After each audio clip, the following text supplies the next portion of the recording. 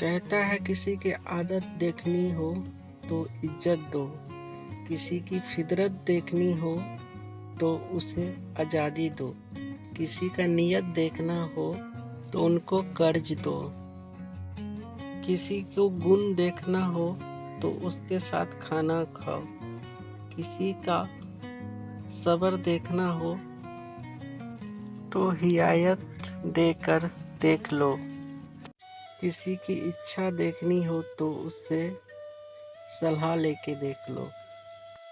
है स्वर्ग जहाँ पैसा तो है रिश्ता कम है, रिश्ता तो है पैसा कम है, दोनों तो हो सकते हैं सेहत कम है, तीनों है तो जीवन कम है, कहीं कोई है कहीं कोई नहीं, सबको मिलना बहुत कठिन है। अगर ये सब कुछ है तो यही स्वर्ग है और हम स्वर्ग में हैं। और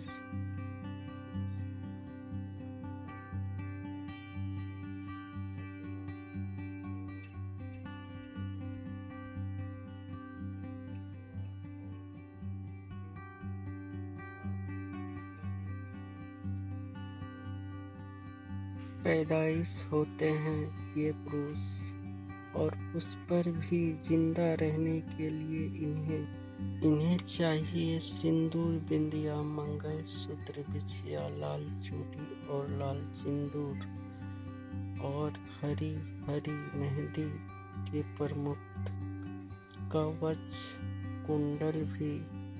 तब कहीं जाके उनकी जिंदगी सुरक्षित हो पाती है। अगर औरत को क्या गजब जीवस है, औरत लाखों बाधाओं और बेहिसाब हिराकत के बाद भी वो जन्म लेती है, जितनी रहती है और जी के दिखाती है।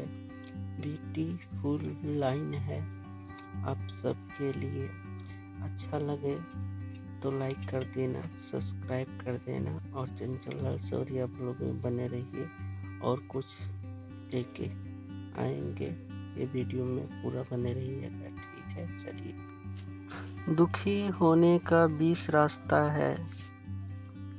देर से सोना और देर से उठना, लेन देन का हिसाब ना रखना, किसी के लिए कुछ ना करना, हमेशा स्वयं के लिए ही सोचना, स्वयं की बात को ही सत्य मानना, किसी का विश्वास ना करना, बिना कारण झूठ बोलना, कोई भी काम समय से ना करना, बिना मांगे सलाह देना, भूतकाल के सुख का याद करना, ये सारे चीज दुखी होने का 20 रास्ते हैं।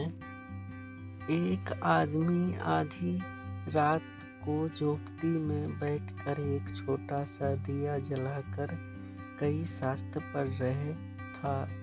आधी रात बीत गई। जब वो थक गया तो फूंक मारकर उसने दिया बुझा दिया, लेकिन वो यह देखा हो गया कि हैरान हो गया कि जब तक दिया जला रहा था पूर्णिमा का चांद बाहर खड़ा रहा, लेकिन जैसे ही दिया बुझा दिया तो चांद का बाहर की किरण उसे कमरे में फैल गई। वो आदमी बहुत हैरान हुआ यह देखकर कि एक छोटा सा दिया इतना बड़ा चांद को बाहर रोक रखा। इसी तरह हमने भी अपने जीवन में अहंकार बहुत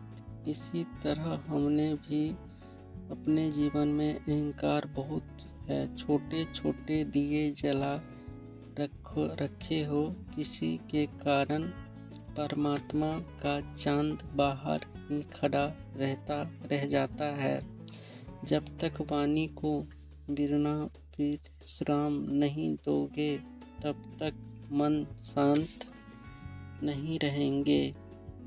एक वेश्या ने कोठे से पान का पीक थूका जो एक महात्मा जी के ऊपर गिरी। महात्मा जी मुस्कुराकर आगे बढ़ गया और वेश्या को अपमान समझा। गुस्से में आया तो उसने अपने यार को बताया तो उसका यार ने डंडे उठाया और महात्मा जी के सर पर मारा। सर से खून निकल रहा था। तभी महात्मा जी कुछ नहीं बोला और पेड़ के नीचे बैठ गया। वेश्या का यार जब कोठे किसी सीढ़ी चढ़ रहा था तो उस सबसे ऊपर की सीढ़ी से उसका पैर फिसला तो वो नीचे आ गिरा और बहुत ज़्यादा चोट लगी। तो वेश्या समझ गई कि और महात्मा जी के पास जाकर पैर में गिड़गिड़ा कर बोली, मुझे माफ़ कर दो, मैंने ही उसे कर भेजा था। महात्मा जी ने कहा, बेटी, इस सारे झगड़े में तू ही और मैं ही कहाँ से आ गया? ये यार की लड़ाई है। तुम्हारा यार से तुम्हारी बेइज्जती नहीं देखी गई और मेरा यार जो सतगुरु है उससे मेरी तकलीफ नहीं देखी गई। तुम्हारा यार तुम्हारे पास कभी कभी आते हैं लेकिन मेरे यार सतगुरु हर वक्त मेरे साथ रहते हैं। इसीलिए तुम भी उसी की शरण ले लो जो हर वक्त तुम्हारे साथ ही रहेंगे, जिंदगी में भी और जिंदगी के बाद भी।